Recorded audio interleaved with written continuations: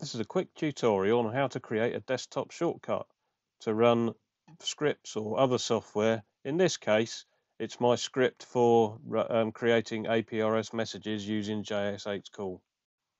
If you want to download the shortcut file, move to the directory where you want to place it.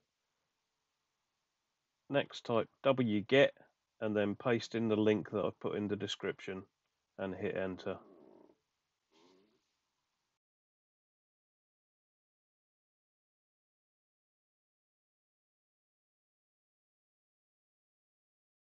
Now we're going to need to edit the file to make sure the path's correct. So right click on it and select text editor.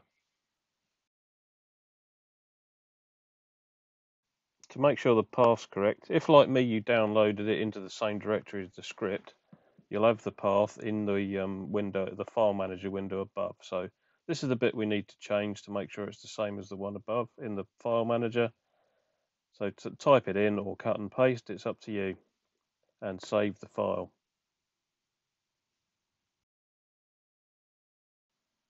And if you've got the path right, all you have to do is double click on this file and select execute or execute in terminal, and it'll open up the script. And once we've checked it's working, we can now copy that by right click and select copy, then click on the desktop, right click again and select paste. And we now got a desktop shortcut.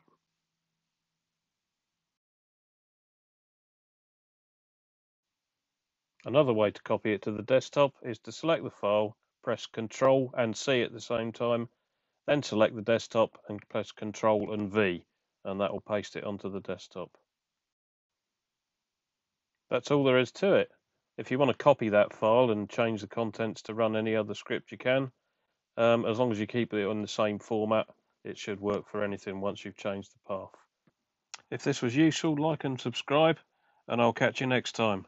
Cheers.